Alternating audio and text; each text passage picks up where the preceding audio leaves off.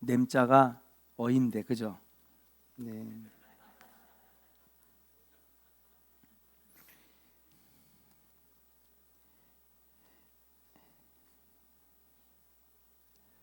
수넴이라는 동네는요, 우리가 잘 아는 나사렛 동네에서 남쪽으로 11km 정도 떨어져 있는 조그만 동네입니다. 지리적으로 북이스라엘과 남유다의 딱 중간 지점. 그래서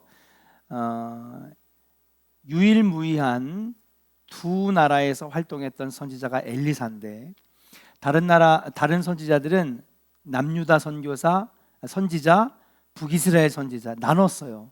활동한 무대가. 그런데 엘리사 선지자만큼은 북이스라엘과 남유다를 마음껏 오가는 선지자였습니다. 그래서 엘리사 선지자를 가지고 우리는 대선지자라고 이렇게 부르는 거예요. 선지자들을 두 부류로 나누잖아요. 소선지서, 대선지서. 그죠? 그래서 우리가 선지자의 이름으로 우리 성경에 기록되어 있는 것을 보면 큰 선지자가 있고 작은 선지자가 있는데, 그 기준이 뭐냐면 성경을 얼마나 많이 썼느냐. 자, 그럼 예레미야는 대선지자일까요? 소선지자일까요? 대선지자죠. 예. 예레미야서가 굉장히 장수가 많잖아요. 그렇죠? 반면에 하박국, 요엘, 요나 이런 선지자는 어떤 선지자? 소선지자.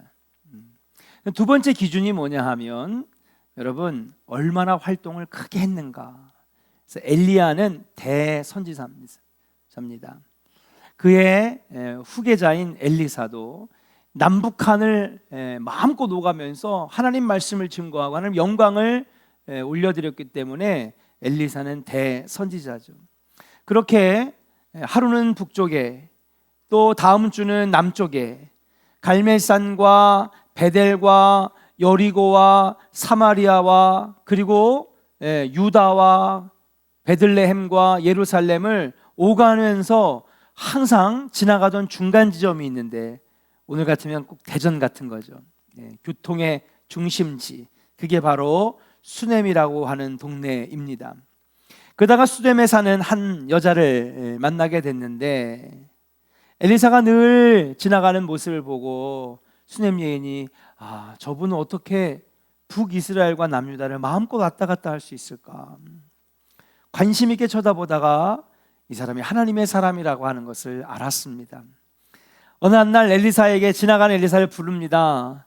선지자님, 우리 집에서 식사하고 가십시오. 제가 대접하고 싶습니다. 맛있게 저녁을 준비해서 드린 다음에 이렇게 식사까지 하셨는데 며칠 쉬시다 가시면 좋겠습니다. 2층에 방을 하나 만들고 책상과 걸상과 촛대까지 준비하여서 아무 때나 쉴 수 있도록, 기도하며 책을 읽으며 쉬실 수 있도록 준비해 드린 여인이 바로 수넴 여인이라고 말씀드릴 수 있어요. 엘리사는 그냥 바쁘게만 지나갔던 이 수넴이라고 하는 동네, 항상 잘 맞아주고 식사를 잘 대접해주고 자기를 위하여 방을 하나 만들어서 편하게 쉬게 해줄 수 있도록 만들어준 이 여자에게 무언가 보답하고 싶었습니다. 그래서 이 여인에게 사환을 통해서 무엇을 해주기를 원하십니까? 무엇을 원합니까? 그렇게 물어봤더니 그 여자는 아무것도 원하지 아니한다는 말을 했던 것입니다. 엘리사는 그 여자에게 아들이 없는 것을 알고 아들을 가질 것을 말해 주었어요. 그 후에 그 여자는 아들을 얻었습니다. 그리고 10년이 딱 지난 다음에 장성해져서 아들이 점점 남자가 되어가고 있을 때에 얼마 후에 죽게 되는 것입니다.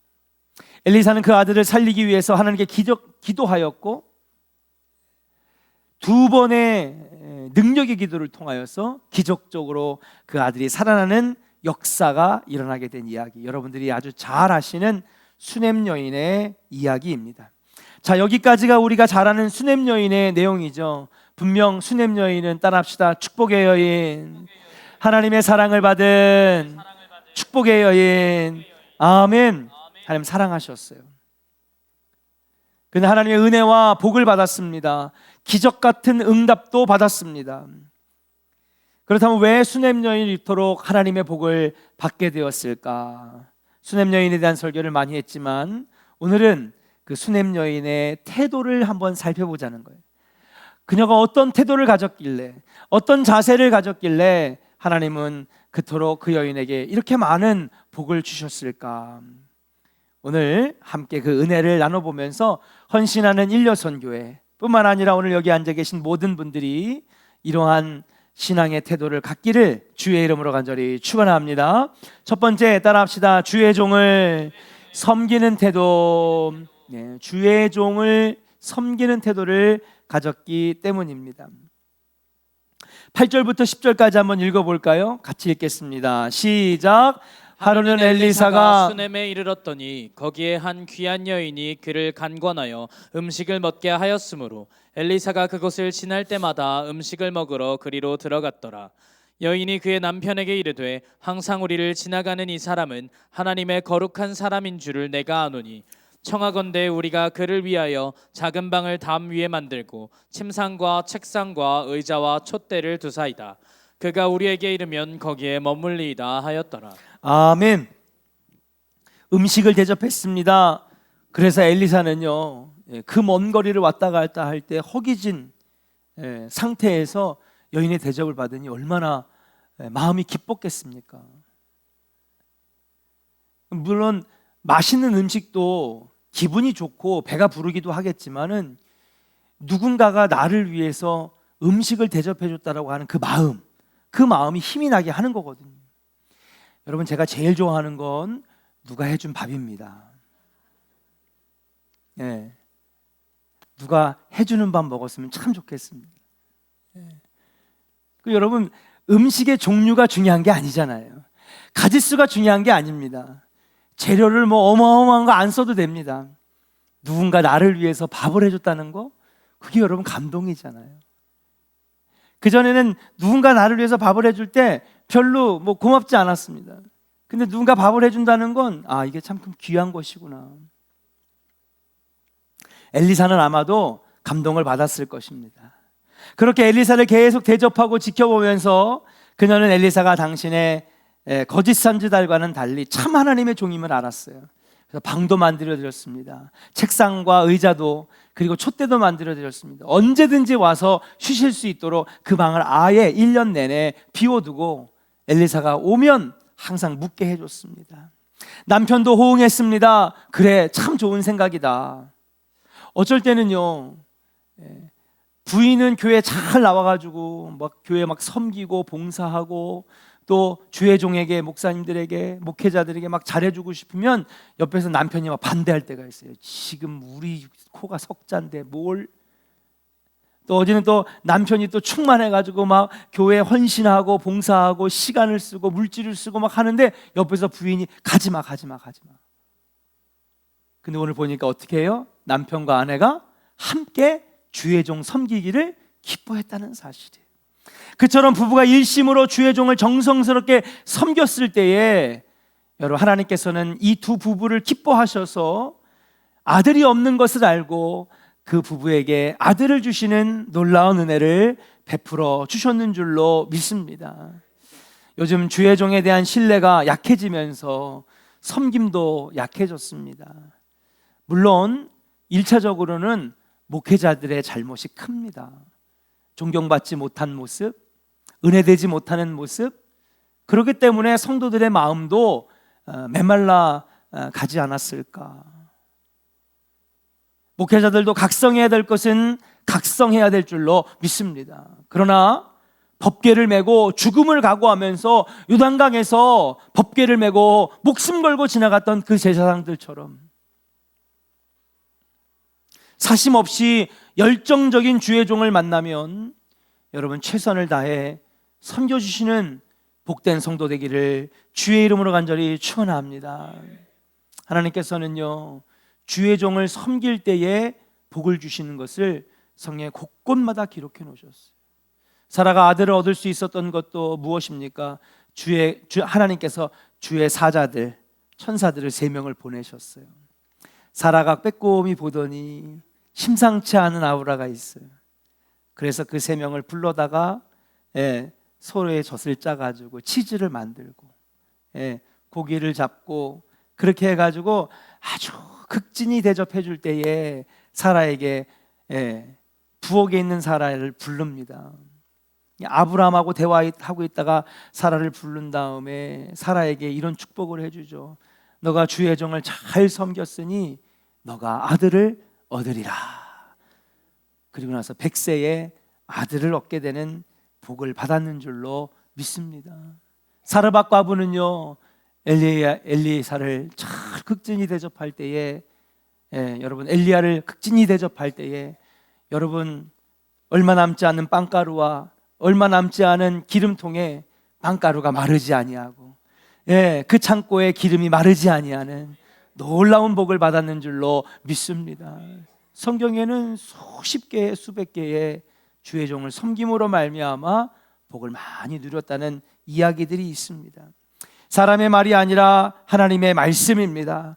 우리 수냄 여인처럼 주의 종을 잘 섬김으로 말미암아 하나님께 복을 받는 사람에게 베푼 호의지만은 그것을 보답해 주시는 분은 여호와 하나님인 줄로 믿고 여러분 주의 종을 잘 섬기는 우리 일려선교회와 성도들 되시기를 주의 이름으로 간절히 축원합니다.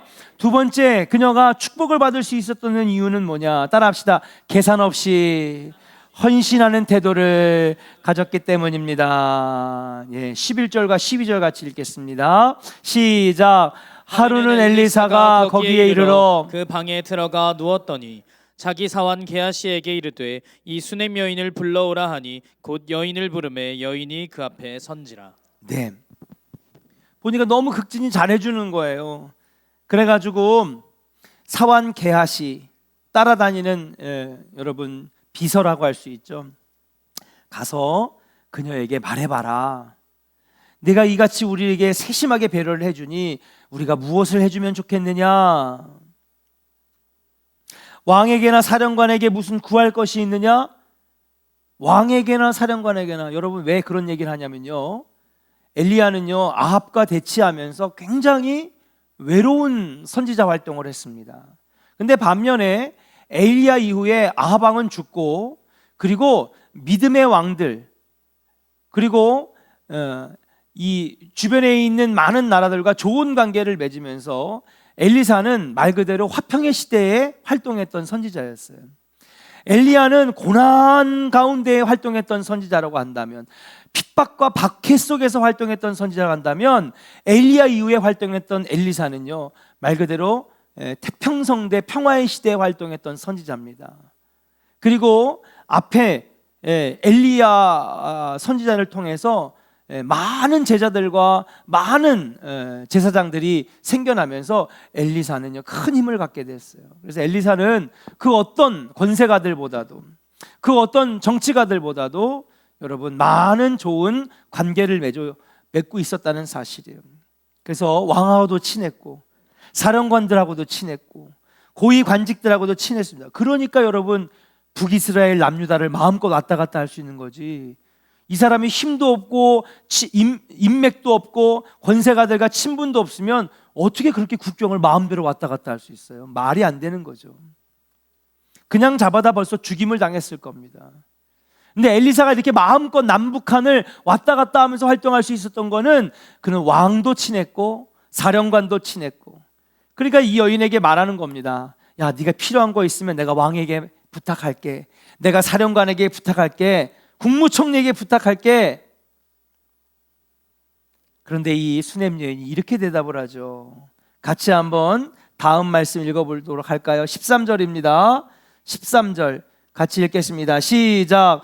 엘리사가 자기 사환에게 이르되 너는 그에게 이르라. 내가 이같이 우리를 위하여 세심한 배려를 하는도다.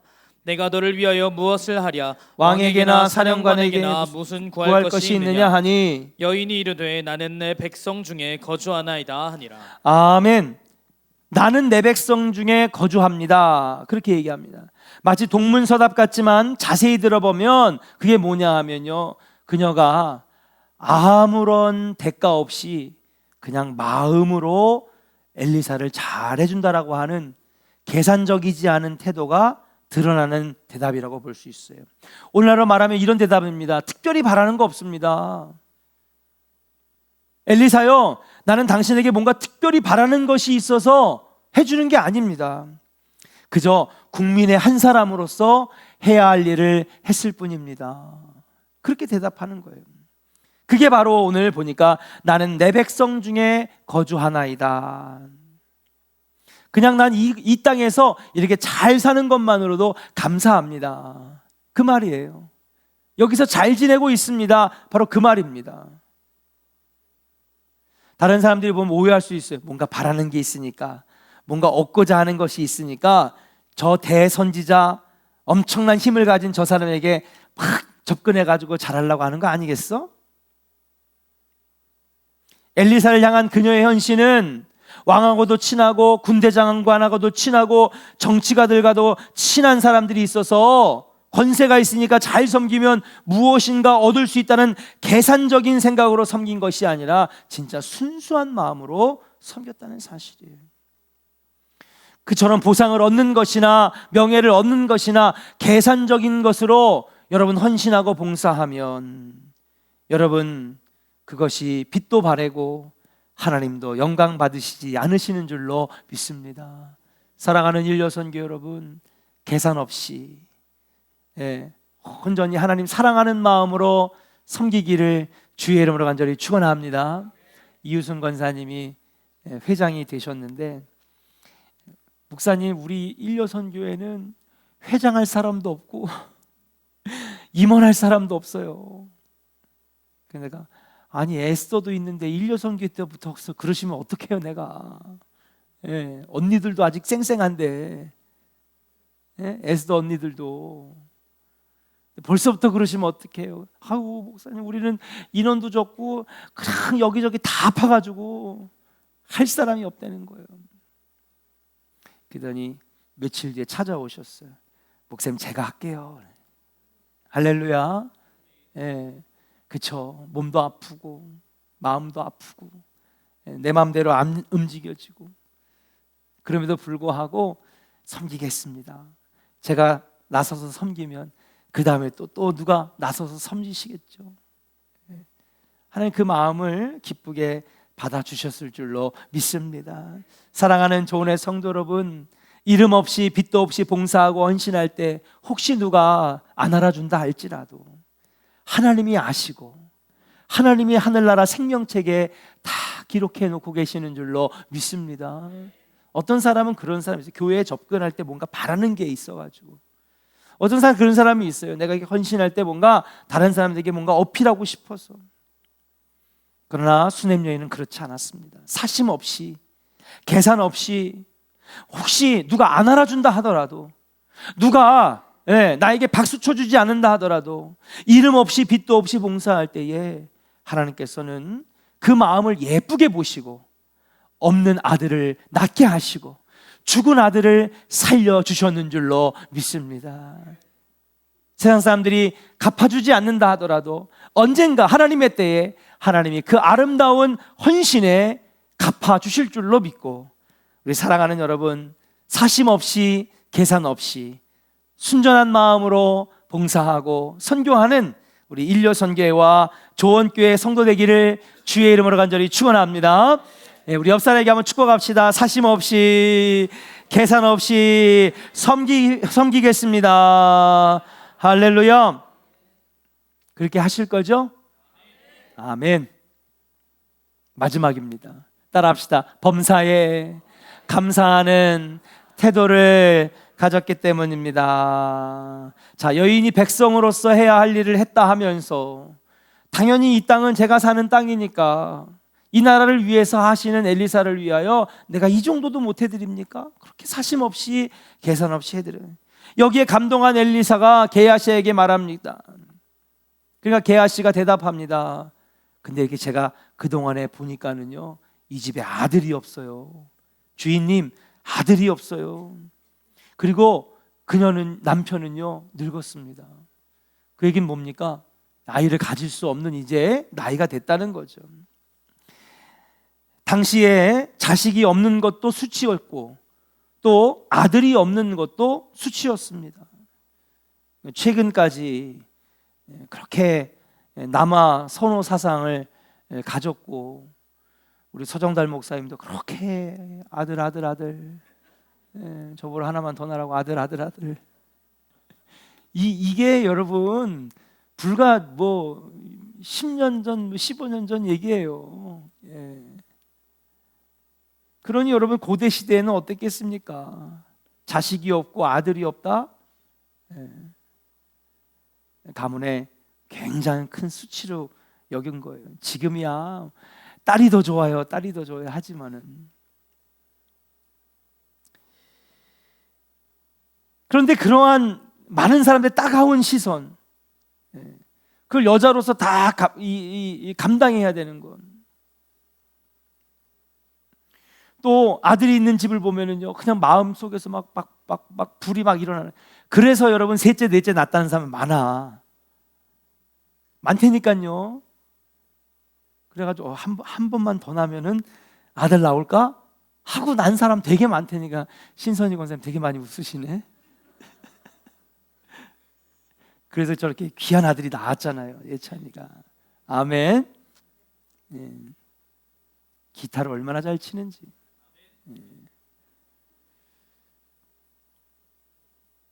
사실은 이게 여인으로서 되게 고통이거든요. 이게 불과 몇 년 안 된 이야기입니다. 보니까 형님네가 보니까는 아들을 낳았어. 근데 보니까 아들이 없어. 아들 갖고 싶어가지고. 그래서 난 사람 많아요. 불과 몇 년 전까지만 해도. 그럼 이 고대 사회에서 얼마나 이 여인의 마음이 솔직히 겉으로는 웃고 있지만 속은 썩어 문드러지는. 그런데 엘리사를 항상 대접할 때마다 불평 한 번 한 적이 없어요. 불만을 토로한 적이 없어요. 그냥 극진히 사심 없이 계산 없이 그냥 잘해드리는 것을 볼 때에 이 여인은 늘 감사하는 여인이 아니었겠는가. 괜찮습니다. 남들처럼 돈이 많지 않아도 괜찮습니다. 아들 안 낳아도 괜찮습니다. 남들만큼 내가 안 가져도 괜찮습니다. 주님 나를 사랑하시는 것을, 그것만으로도 나는 감사합니다. 하나님 자녀 되게 하신 것만으로도 감사합니다. 오늘 이 시간에 마음껏 주님의 이름을 높여 부르며 예배할 수 있는 것만으로도 나는 감사합니다. 사랑하는 일요선교회 여러분, 감사할 수 있기를 주의 이름으로 간절히 축원합니다. 여기 두 발로 걸어 나오셨잖아요. 아멘. 성경 봉독도 잘하시고, 기도도 우리 조재영 권사의 은혜롭고, 사회도 명품 사회고. 아멘. 찬양도 내가 들어봤거든요. 박자도 잘 맞추시더라고. 음정도 잘 맞추시고. 오합지졸 될 줄 알았는데.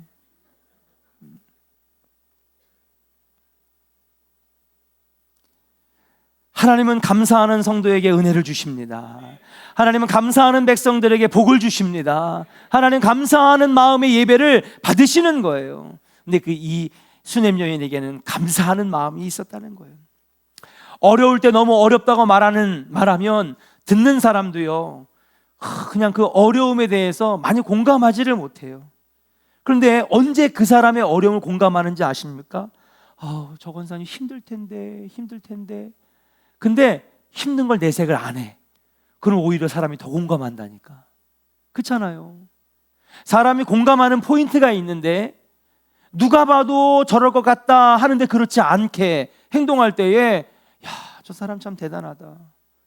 안 그래도 힘들 텐데 저렇게 이겨내네. 그 모습을 보고 사람들은 감동받고 오히려 그 어려움을 어떻게 하면 내가 도와줄 수 있을까? 막 도움의 손길들이 몰려온다는 사실이에요. 근데 나 죽습니다. 나 힘들어 죽겠어요. 그럼 안 도와주고 싶어 왠지. 참 사람의 심리는 알다가도 모르겠다니까. 사람의 마음이 참 힘들어요. 범사에 감사하면요 사람도 감동해요. 저렇게 어려운데 어떻게 저렇게 감사할 수 있을까? 저렇게 힘든데 나 같으면 벌써 자빠져서 쓰러졌을 텐데 어떻게 저렇게 예배할 수가 있지? 나 같으면은 교회에 못 올 것 같은데 저 사람은 나와서 어떻게 봉사할 수 있지? 감사하는 마음으로 할 때에 사람의 마음도 감동하는데 하물며 하나님은 감동하지 않으시겠습니까? 하나님은 크게 감동하시는 거죠. 아마도 이 수냄 여인의 모습을 보면서 하나님 감동하셨을 거예요. 엘리사가 능력을 베푸신 것이 아니라 엘리사 뒤에서 역사하시는 하나님의 손길이 그녀의 태의 문을 열어주셨는 줄로 믿습니다. 사랑하는 여러분, 올 한 해도 감사하며 사시기를 주의 이름으로 간절히 축원합니다. 예. 사람은요 자꾸 불평스러운 거, 불만스러운 것만 찾으면요 한두 끝도 없이 파낼 수 있어요. 마르지 않는 샘이 뭔지 아십니까? 불평과 불만이에요. 근데 반대로 또 다른 마르지 않는 샘이 있는데 그게 뭔지 아십니까? 감사예요. 감사 한번 해보세요. 그럼 다른 것도 감사하고요, 2개 감사했더니 3개 감사하게 되고요, 3개 감사했더니 4개가 감사되고요. 아멘. 목회할 수 있음에 감사합니다. 예배할 수 있음에 감사합니다. 자꾸 감사해 보세요. 마르지 않는 샘처럼 감사가 쏟아지고, 그러면 사람도 감동하고 하나님께서도 감동하시는 줄로 믿습니다. 수냄 여인은 그 외에도 복을 받을 만한 일들을 많이 했는데 오늘은 시간상 여기까지. 우리 사랑하는 일여선교회 여러분, 주의 종을 잘 섬기고 사심 없이 계산 없이 헌신하시고, 마지막 3번째 뭐예요? 늘 범사에 감사하는 태도를 가지고 주를 섬겨서 하나님의 큰 복을 누리는 우리 조은의 성도들 일여선교회 되기를 주의 이름으로 간절히 축원합니다.